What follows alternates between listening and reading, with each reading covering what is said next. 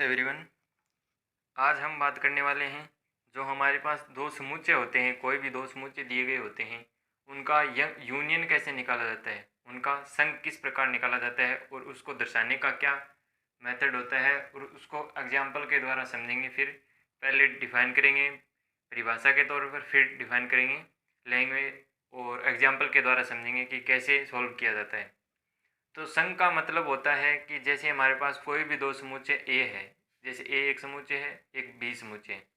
इस ए में जितने भी समुच्चय मान ली हमने तीन हैं और बी के अंदर चार अवयव हैं, तो ए और बी का जो यूनियन अर्थात जो संघ है ए और बी का, उसका मतलब यह होगा जो ए और बी के जो सभी अवयव हैं उनको मिलाकर एक साथ लिख देना क्या कहलाएगा, ए और बी दोनों का क्या कहलाएगा, संघ कहलाएगा।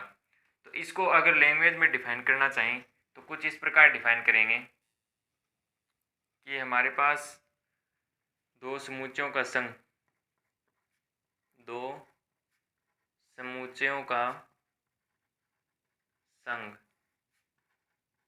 जिसको हम यूनियन भी बोलते हैं, इसको अगर डिफाइन करें लैंग्वेज में तो हमारे पास माना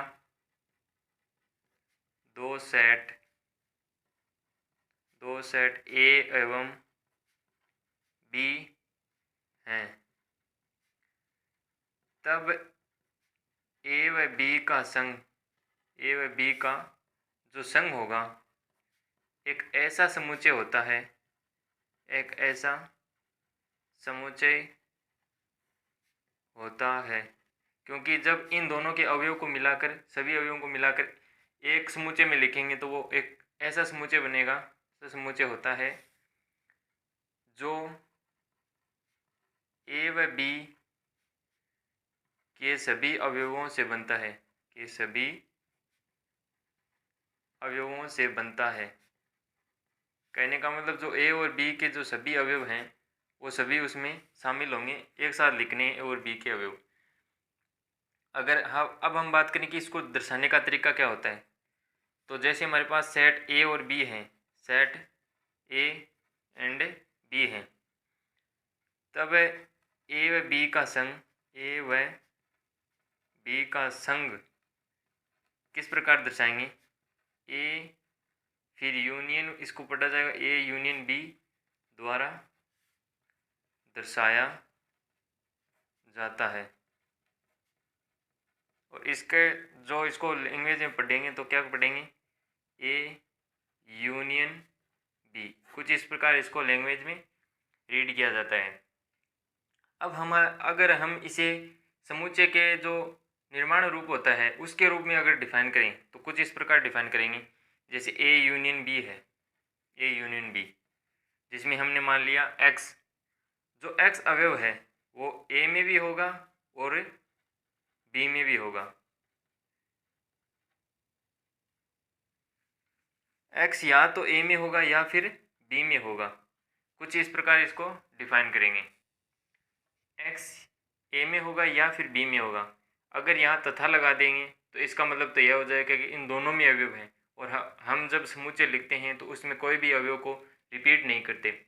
तो इसका मतलब है कि इसको जो समुच्चय निर्माण रूप में कुछ इस प्रकार डिफाइन करेंगे।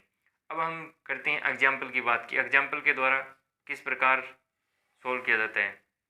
जैसे हमारे पास कोई क्वेश्चन दिया गया है, समुच्चय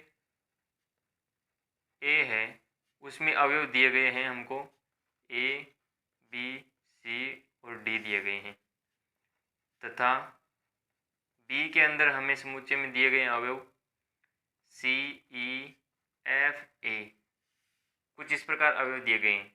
तब ए व बी का संघ ज्ञात कीजिए।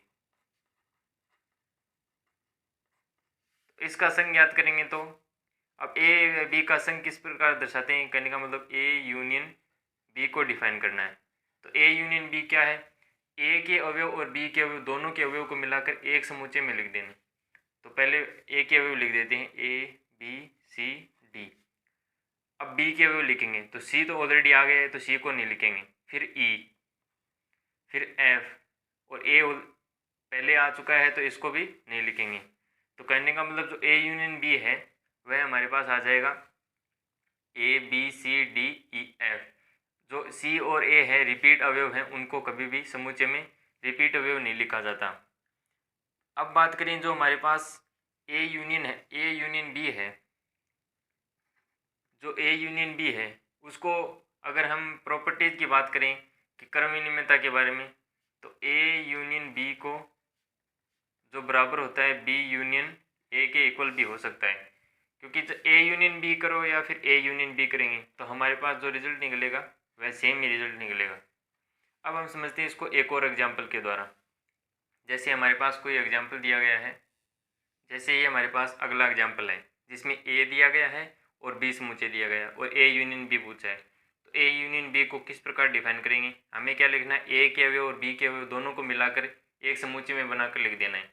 तो ए के अवयव लिखें तो 1 2 3 4 4 नहीं है 5 है, और फिर है हमारे पास 7 और 8 9 है, और फिर है ए बी सी डी, और 9 और 8 क्या हैं, और पहले आ चुके हैं तो इनको रिपीट नहीं करेंगे। समुच्चय में जो अवयवों की क्रम की कोई महत्व नहीं होता है, क्योंकि क्रम में इसमें कोई क्रम विनिमयता की पालना नहीं होती है। इसके अंदर अवयवों को आगे पीछे लिखा जा सकता है, तो इससे कोई फर्क नहीं पड़ेगा कि 8 को आगे पीछे लिख दिया और 7 को आगे लिख दिया। तो ये हमारे पास आ जाएगा ए और बी का यूनियन। तो इस प्रकार हम परिभाषित करते हैं जो दो समुच्चय दिए गए हों हमारे पास, उनको जो संघ होता है अर्थात यूनियन होता है वो कुछ इस प्रकार डिफाइन करेंगे, इस सिंबल के द्वारा दर्शाएंगे, और इसको ए यूनियन बी पढ़ा जाता है और इसको समुच्चय निर्माण रूप में कुछ इस प्रकार लिखा जाता है। ध्यान रखना है यहाँ तथा नहीं आएगा, तथा आ जाएगा तो दोनों में रिपीट हो जाएगा फिर, और रिपीट अवयव को समुच्चय में नहीं लिखा जाता। फिर हमने देखा एग्जाम्पल के द्वारा, और इसको ए यूनियन या बी, ए यूनियन बी या बी यूनियन ए लिखा जा सकता है, इसमें कोई भी चेंज नहीं आएगा। तो यह था हमारे पास आज की वीडियो में दो समुच्चयों का संघ। अगर वीडियो पसंद आई हो तो लाइक शेयर सब्सक्राइब करना ना भूलें। अगले वीडियो में मिलते हैं, तब तक के लिए जय हिंद, वंदे मातरम।